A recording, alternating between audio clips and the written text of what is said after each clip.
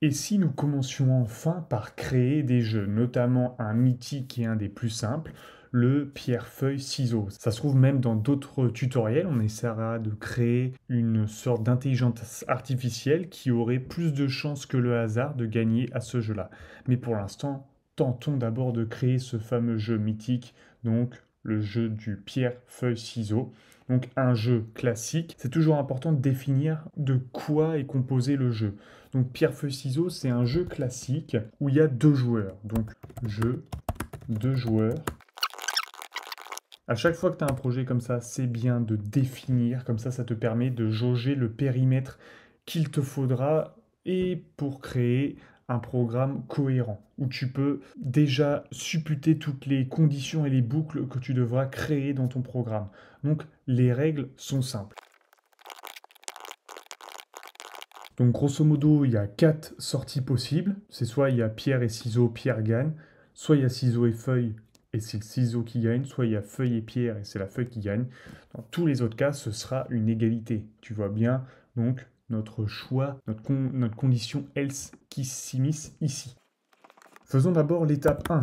Donc collecter l'entrée de l'utilisateur, soit son choix entre ces trois options. Donc comme d'hab, on fait un input où on va lui dire choisissez, on run. Nous on va mettre feuille. Ensuite l'étape 2. D'abord, vu que c'est une entrée utilisateur, on va vérifier que son choix est bien valide parmi les choix qui sont possibles donc entre pierre, feuille, ciseaux. Et oui, c'est toujours important de voir. Ça, tu vois, ça peut être un bug dans un jeu vidéo. Qu'un joueur essaie, on va dire, de faire un truc qui n'est pas autorisé. Donc voici les choix qui sont possibles. Donc on crée une liste avec les trois choix possibles. Notre variable. Si notre variable est compris dans la liste, les trois éléments, alors avec les deux points, indentation, on affiche le choix est valide. Sinon, dans tous les autres cas, si le choix n'est pas valide, voilà ce qu'il faut faire. On le run, on passe à l'étape 3, où cette fois, il lui faut un adversaire à notre utilisateur. Donc, on va faire en sorte que notre ordinateur choisisse un des trois éléments. Donc, toujours, on va utiliser le module random. Donc, choix, on fait import random. On définit notre variable choix de l'ordi. On appelle donc notre module random, point. Une méthode dans le module random qui s'appelle choice. Là, on ne peut pas mettre choix ou quoi, c'est de l'anglicisme, puisque tous les modules, fonctions, méthodes, faut réfléchir en tant qu'anglophone. Donc toujours, n'essaie pas de franciser ces trucs-là, c'est pas possible. On va recopier.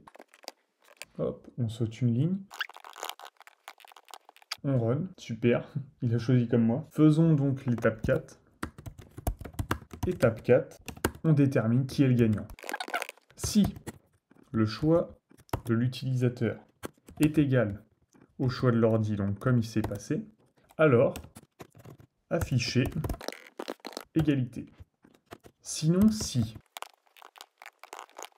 Donc là, tu vois, on lui a écrit la première phrase. La pierre bas ciseaux. Donc là, pierre bas ciseaux, on a traduit de sorte que si le choix utilisateur égale au choix de l'ordi égalité, sinon si le choix de l'utilisateur est donc égal à pierre, et que le choix de l'ordi, lui, est égal à ciseaux, on dira... Donc tu vois, là, on l'a mis que pour un cas. Sauf qu'il va y en avoir 3 des cas comme ici. On n'en a mis qu'un. Donc pour les lier, en fait, on utilise le OR. Je vais copier-coller.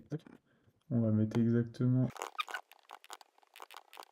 Et voilà, là on a mis les 3 fois possibles où on gagne. Or, or, or. Si c'est l'inverse, que le choix ordi, là par exemple, est égal à pierre et que c'est le choix utilisateur qui est égal à ciseaux, en fait il se retrouvera dans le else. C'est dans tous les autres cas qu'on a perdu. Donc là on run, il nous met égalité. Refaisons, on run tout, tac, ici je pierre, on run, il nous a choisi quelque chose de valide, il a choisi ciseaux. Et ce que j'ai gagné, j'ai bien gagné. Donc maintenant, tu as vu comment on pouvait créer un jeu fonctionnel, le jeu simple, donc pierre, feuille, ciseaux, en utilisant des boucles, des conditions et surtout en définissant le périmètre de notre jeu. Voilà, je te remercie d'avoir suivi ce tuto. Et si tu veux qu'on crée d'autres jeux avec des programmes Python, n'hésite pas à les mentionner en commentaire.